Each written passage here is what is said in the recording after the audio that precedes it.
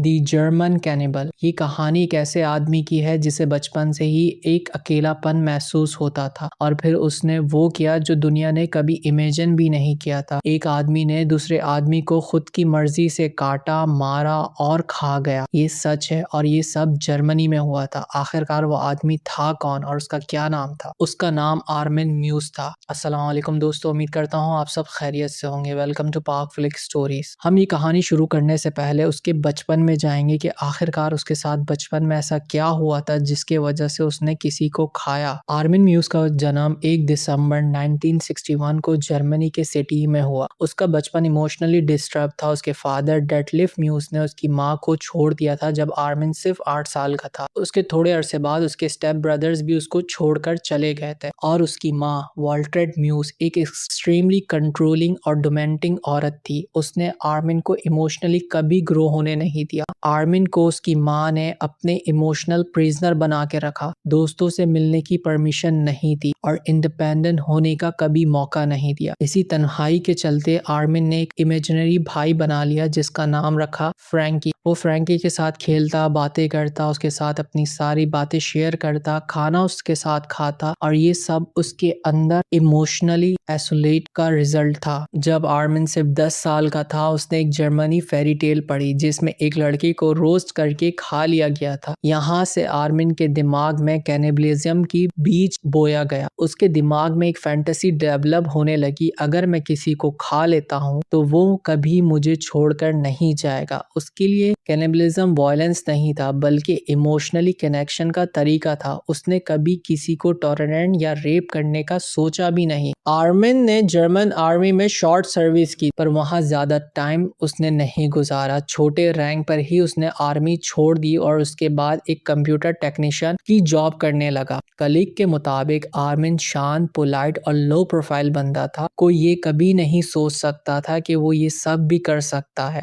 1999 के दौरान आर्मिन अपनी माँ के साथ रुटेनबर्ग के एक पुराने फार्म हाउस में रहता रहा। जब तक उसकी माँ जिंदा थी उसने आर्मिन को कंट्रोल करके रखा। 1999 में आर्मिन की माँ की डेथ हो गई। ये आर्मिन की लाइफ का सबसे बड़ा इमोशनल टर्निंग पॉइंट था। अब वो पूरी तरह अकेला हो गया। उसकी लाइफ में पहली बार रिस्ट्रिक्शन नहीं थी। उसने पूरे फार्म हाउस के शीशे टिंटेड कर दिए और अंधेरे में जिंदगी गुजारने लगा और इसी टाइम उसकी बचपन की फैंटेसी वापस उभर कर सामने आई। अब उसके पास वक्त भी था, प्राइवेसी भी थी और इंटरनेट का एक्सेस भी था। साल 2000 के आसपास आर्मिन ने एक ऑनलाइन फोरम ज्वाइन किया जिसका नाम था दी कैनिबल कैफे। ये एक डार्क वेब फोरम था जहां लोग अपनी कैनिबलिस्टिक फैंटेसी को डिस्कस करते थे। आर्मिन ने वहां अपना यूजर नेम रखा फ्रैंकी, उसका चाइल्डहुड इमेजिनरी भाई के नाम पर। उसने एक एड पोस्ट किया और उस पोस्ट में लिखा हुआ था, मैं एक हेल्दी और फिट आदमी की तलाश में हूँ जो 18 से 30 साल के बीच का हो और जिसे मार कर खाया जा सके। पहले तो काफी ज्यादा लोगों ने रिप्लाई किया लेकिन जब सबको पता चला ये सच है तो सब पीछे हटने लगे। लेकिन एक शख्स था जो पीछे नहीं हटा और उसका नाम था ब्रेंडिस।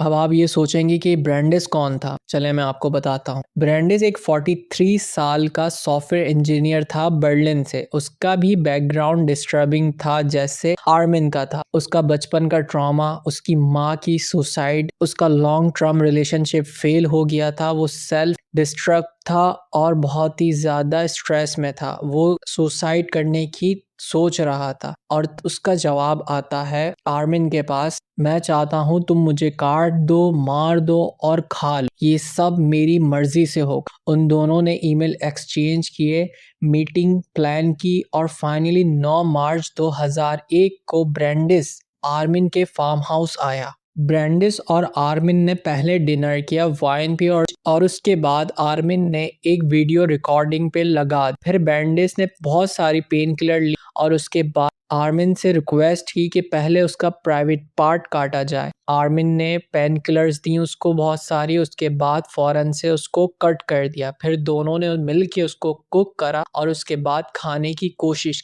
लेकिन वो जल गया था। ब्रेंडिस जब ज्यादा ब्लीडिंग कर रहा था तो आर्मिन ने एक बाथ टब में जाकर उसे छोड़ दिया। ब्रेंडिस लगभग 10 घंटे तक जिंदा रहा। आखिर में आर्मिन ने छोटा सा नाइफ यूज करके उसकी गर्दन पे वार किया और वो वहां मर गया। उसके बाद उसके अच्छे से बॉडी पार्ट्स किए और पार्ट्स पे लेबल लिखा कि ये पार्ट कौन सा है और उसको अच्छे से फ्रीज कर दिया। अगले कुछ महीनों तक आर्मिन ने उसके बॉडी पार्ट्स को मीट की तरह फ्राई करके मजे से खाया। अब आप सब ये सोचोगे कि आर्मिन पकड़ा क्यों नहीं गया? क्योंकि उसका घर बहुत ही ज्यादा आइसोलेटेड था और वो जिस जगह पे रहता था वहां दूर दूर तक घर नहीं थे और उसने बहुत अच्छे से मीट को कुक किया था जिसके वजह से स्मेल नहीं हुई। और कोई ब्रांडिस को ढूंढते हुए क्यों नहीं आया? ब्रांडिस ने किसी को नहीं बताया था कि वो कहाँ जा रहा है और वो अक्सर इस तरह की हरकतें करता था। वो अक्सर काम से छुट्टियां लेता था और उसकी कोई कभी किसी ने कंप्लेनिंग नहीं की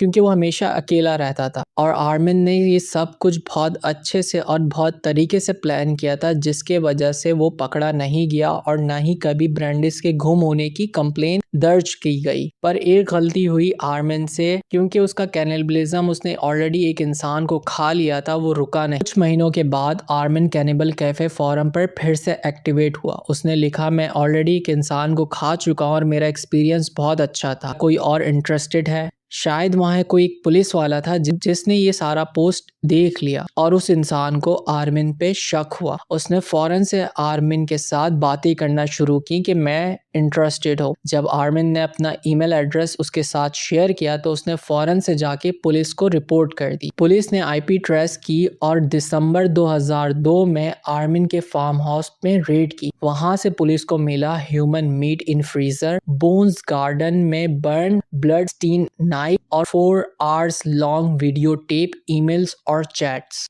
उसके अरेस्ट होने के बाद ट्रायल 2004 में स्टार्ट हुआ। तो आपका सवाल यही होगा कि एक साल के दौरान वो क्या कर रहा था? जर्मनी में अगर किसी सीरियस क्रिमिनल चार्जेस हो जाएं, स्पेशली मर्डर जैसे, तो ट्रायल स्टार्ट होने में उसको रिमांड में रखा जाता है। जेल के अंदर स्पेशल सेक्शन है जिसे इन्वेस्टिगेशन कस्टडी या रिमांड प्रिजन कहा जाता है। इसी वजह से एक साल तक आर्मिन उस जेल के अंदर था। तो इसी वजह से ट्रायल लगभग 1.5 साल बाद स्टार्ट हुआ 2004 में। तो 2004 में जब ट्रायल स्टार्ट हुआ तो जज ने उसको 8.5 साल की सजा दी और चार्जेस लगाए हत्या, और उसकी मर्जी से ये सब कुछ हुआ था जिसके वजह से सिर्फ उसको 8.5 साल की सजा मिली। पर 2006 में रीट्रायल हुआ क्योंकि पब्लिक की आउटरीच थी और लीगल अपील के बाद केस फिर से सुना गया। चार्जेस लगे मर्डर ऑफ सेक्सुअल सर्टिफिकेशन, सजा मिली लाइफ इम्प्रिजमेंट, मतलब सारी जिंदगी अब वो प्रिजन में रहेगा। आर्मिन की डायरी और डॉक्यूमेंट्री में लिखा था आर्मिन ने कि मैं बहुत ज्यादा अकेला था, मुझे चाहिए था कोई हमेशा मेरे साथ रहे। एक डॉक्यूमेंट्री भी बनी थी जिसका नाम था इंटरव्यू विद कैनिबल। वहां आर्मिन ने कैमली डिस्क्राइब किया कि उसने क्या किया और किस तरह से किया। उसने बोला कि वो अब रिग्रेट करता है वेजिटेरियन बन गया। अब आप ये सोचोगे कि अभी आर्मिन कहाँ है? तो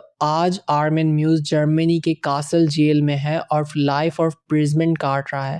वो अब रिलीजियस बन चुका है और उसका ये कहना है, मुझे प्यार चाहिए था लेकिन मेरा रास्ता गलत था और मैं उस पे शर्मिंदा हूँ। ये केस दुनिया का सबसे डिस्टर्बिंग और इलीगल चैलेंजेस केस में एक था। ये समझाता है कि कंसिस्टेंसी भी इलीगल लिमिट्स होती हैं। मेंटल हेल्थ अगर इग्नोर हो जाए तो वो इंसान किसी हद तक भी जा सकता है। आर्मिन म्यूज एक नाम जो हमेशा कैनिबलिज्म का डार्क हिस्ट्री का हिस्सा बना रहेगा। उम्मीद करता हूँ आपको ये कहानी पसंद आई होगी। तो मेरे चैनल को सब्सक्राइब करेगा, वीडियो को लाइक करेगा और शेयर करना ना भूलें। मिलता हूँ किसी एक और नई कहानी के साथ। अल्लाह हाफिज।